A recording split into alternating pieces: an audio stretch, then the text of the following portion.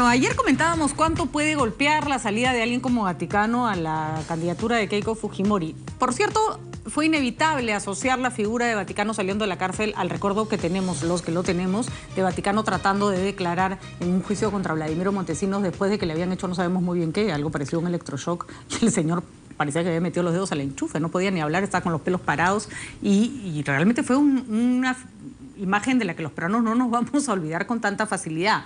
Keiko Fujimori ha dicho Vaticano no tiene ninguna credibilidad. Y ahí sí, yo no sé si es que a Vaticano, habiendo pasado por todo lo que pasó, es una persona a la que no debiéramos escuchar. Porque efectivamente es un narcotraficante, no es un héroe, tenemos que dejar de desmitificar a los delincuentes, pero es cierto que delincuente y todo, a nadie tiene por qué torturar en una cárcel y mucho menos torturar para que no diga lo que aparentemente tenía que decir en ese juicio, que eran los vínculos del Estado con el narcotráfico en ese momento. Agustín. Conversaba con un grupo de analistas veteranos y jóvenes. Tratábamos de analizar las campañas y lo que va a suceder, y dos cosas se establecieron y hubo un cierto consenso. En primer lugar, que apoyar a Guzmán, que tiene posibilidades por ser un joven y tiene determinadas características, era perjudicar a PPK porque ahí están los mismos votos. Y que la manera como ha salido Vaticano de la cárcel es directamente para atacar a Fujimori. Ahora bien, lo que ha dicho es la verdad. O sea, no ha salido a mentir, pero no es oportuno sacar a un hombre de la cárcel y que salga inmediatamente a entrar prácticamente a la campaña política. Es cierto lo que él ha dicho, lo que le daba los $50.000, que en el gobierno de Fujimori se creció tremendamente el narcotráfico. Pero a mí no me parece justo que se le permita que salga prácticamente a atacar una candidata. No me parece, aquí no estamos con el Chapo Guzmán, esto no es México. Pero vamos. No ha salido a atacar, le han preguntado y ha contestado, tiene todo el derecho del mundo a contestar, lo que por cierto fue, no, Vaticano balbuceando, con la baba que se le caía, los pelos parados, una imagen. Tú sabes perfectamente que esas cosas de los periodistas que preguntan también se pueden conversar. Y además era la pregunta lógica. Ay, Agustín, a mí me mandas a la salida de Vaticano y me dice, no le preguntes sobre Keiko, y lo primero que voy a hacer es preguntarle sobre Fujimori. Bueno, te pasas. En este caso los periodistas tenían ahí un tema y por eso le preguntaron. Es su trabajo. El que no lo hacía era un mal periodista. Era meterlo directamente en la campaña contra Keiko. Yo no quisiera que gane Keiko, pero no puedo dejar de admitir. No puedo dejar de admitir. ¿Qué me pasa hoy? Preguntarle a un hombre que ha estado 22 años en la cárcel y que es un narco, que fue torturado, que fue drogado, que por le pegaron. Por el gobierno de un señor que es padre de una chica que quiere ser presidenta. Por supuesto que... lo digan los políticos, pero no usar a un hombre que sale de la cárcel. Pero si el primero que le tienes que preguntar es, señora, ¿a usted lo torturaron? Es lo primero que tienes que preguntar, porque por primera vez el señor está en condiciones de hablar del asunto, porque ya no está preso y porque ya no, gracias a Dios, ya no está bajo el mando de Fujimori y Montesinos, que si decía algo que no debía. Pero lo que él ha dicho es, yo le daba $50.000 a Montesinos y todo lo sabía Fujimori. Eso no es una respuesta a la tortura. Desde mi punto de vista ha sido bien aprovechado para esos efectos. Es que yo no quiero, de verdad que... Perdóname, Agustín, pero es que acá creo que es importante porque estamos hablando de la hora del periodista y sí, me parece que lo debemos discutir bien. ¿Qué deberíamos hacer? ¿No preguntarle a Vaticano ninguna pregunta que incomode a Keiko Fujimori? ¿Así es? No preguntarle en plena campaña a un hombre que sale de la cárcel y darle la oportunidad que conteste cosas distintas. Es decir, ¿qué? ¿Sobre el clima? ¿Qué le preguntamos? ¿Sobre el fenómeno del Niño? No, pero preguntan sobre lo que lo han torturado. Pero él no ha contestado las preguntas. Él ha aprovechado para decir, yo le daba $50.000, que lo dijo. Yo manejé en esa época toda esa información. Gracias a Dios, creo que los periodistas sabemos cuál es nuestro trabajo, porque sí, y si lo veo a Vaticano le preguntaré 40 veces sobre qué le pasó cuando estaba en la cárcel y si Montesinos lo torturó y cuál era la relación. ¿Sabes por qué? Eso no tiene que ver con la campaña. Claro que tiene que ver, porque Keiko ha dicho 20 veces que su papá no hizo nada malo y que el otro fue Montesinos, el que sabía era Montesinos. Y si eso se va a ver en la campaña, que lo digan los políticos, pero aprovechar a un delincuente que sale de la cárcel, un delincuente desde mi punto de que sale vista, de la cárcel, no me parece. es un expresidiario que sufrió tortura por un gobierno dictatorial del cual hay una persona que tiene un vínculo familiar, quiere ser presidenta. ¿Keiko tiene la culpa de eso? No. No, pero la pregunta es absolutamente válida y Keiko bien haría en decir lo que pasó con el señor Vaticano no va a pasar con ningún preso nunca más bajo un presunto gobierno pero mío. No puedes negar que esto ha sido aprovechado para hacer un ataque muy fuerte contra No Keiko. puedo negar que el periodismo hizo su trabajo. Señor Narro. Y hay que ponernos a pensar qué otras cosas más podría decir Vaticano, que pueden ser mucho más fuertes de lo que ha dicho. Él ha señalado... Ahora, ojo, no solo su palabra vale, ¿no? Eso también es importante. Él ¿no? ha señalado que en el gobierno de Fujimori estuvimos en un narcoestado. Eso es fuerte, fuertísimo. Y si a ello le adiciona Vaticano otras cosas más que él conoce muy de cerca, pues la situación se va a poner muy difícil para Keiko Fujimori, ¿no?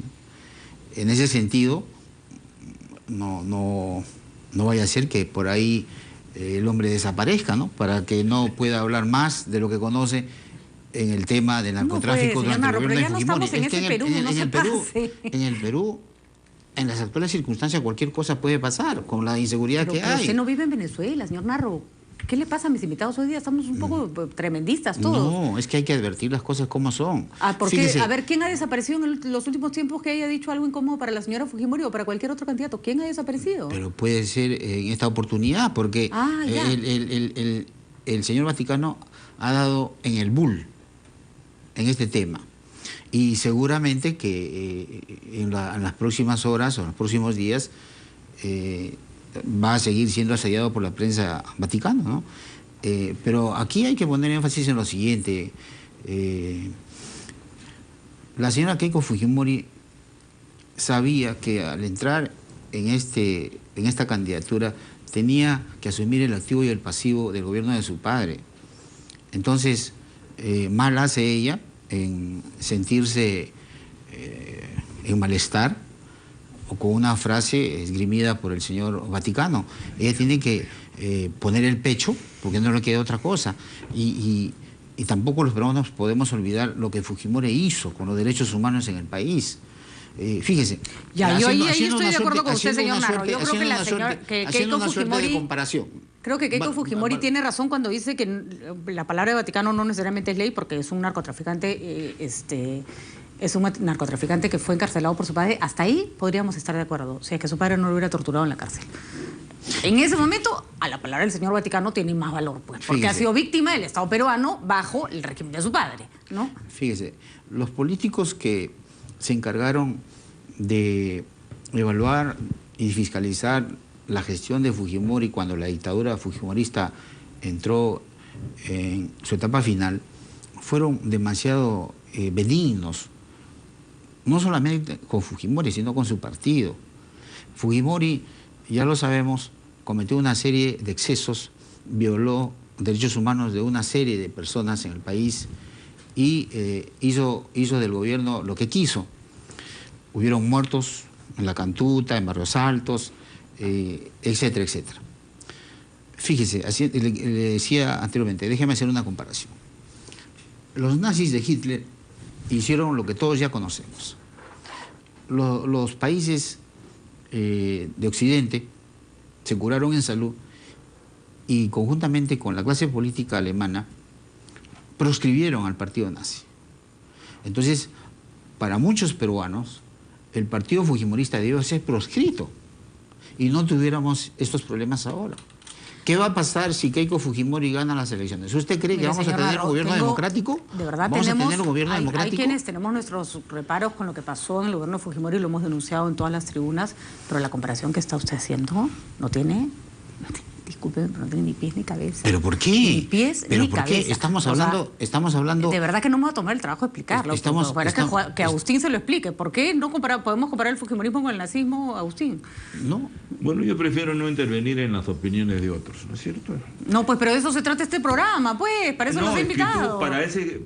Tú nos has invitado porque coincidamos contigo, me dices, ¿qué les pasa a mis invitados? Discrepamos. No, por eso discrepe con el señor, te estoy pidiendo. No, yo creo que el señor está equivocado y que es un tremendista, pero no quiero tocar el tema ni quiero explicarlo. No, yo no creo que haya comparación entre los nazis y el gobierno de Fujimori, y eso lo cual no beneficia al gobierno de Fujimori, que lo hemos sufrido y sí lo hemos combatido durante el gobierno y no solo a las finales. Pero yo no creo que la comparación sea válida. Permítame. No, señor Narro, no siga con esa comparación porque no es seria. Permítame. Repito, los políticos de aquel entonces que evaluaron el gobierno de Fujimori fueron demasiado benignos con él. Permitieron que su partido siguiera adelante. Ahora, el riesgo que tenemos nosotros, si Keiko Fujimori gana, es demasiado. ¿Quién asegura que no se vuelvan a repetir todos los actos que se cometieron durante el gobierno de Fujimori? ¿Quién asegura que no se violenten los derechos humanos? ¿La señora Keiko? Si la señora Keiko fue la primera dama del gobierno fujimorista. Y es más, Fujimori nos dejó una constitución que definitivamente hace tiempo el país ha debido dejar de lado, porque es una constitución hecha para él, para seguir gobernando, como lo fue la constitución del 79 hecha para Víctor Raúl Haya de la Torre.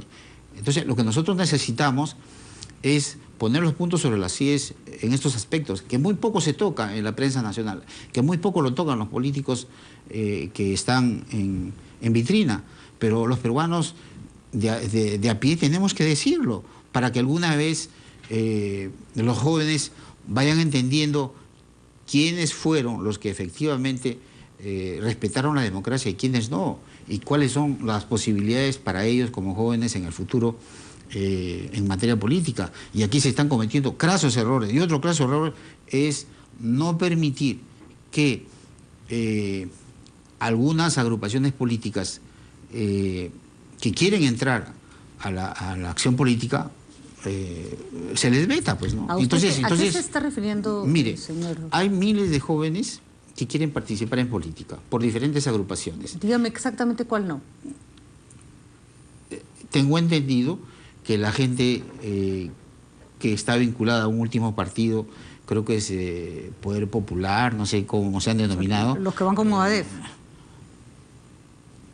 No sé si va como, pero es Poder Popular, que son universitarios que quieren participar y que de plano los han prohibido. Entonces, ¿qué queremos? Los que van con Movadef son los únicos que los han prohibido de plano. ¿Qué queremos? Que esos jóvenes mañana más tarde regresen ya no a participar en las elecciones, sino con una metralla en el brazo. Discúlpeme, por favor. Discúlpeme, señor. Por favor. Que verdad, señor Narro, a mí me gustaría saber qué cosa está defendiendo usted, porque me dice que el fujimorismo debería haberse proscrito por nazismo y que el Movadef debe entrar a las elecciones. ¿Eso es lo que me está proponiendo el día de hoy acá en este programa? Mire, yo no estoy hablando de Movadef, estoy hablando de otro grupo de estudiantes universitarios que quieren participar en política. Que van con Movadef y que piden la amnistía de Abimael Guzmán. Universitarios que señor, a ningún grupo le han prohibido entrar en política salvo a Movadef, es el único. Y en ese sentido...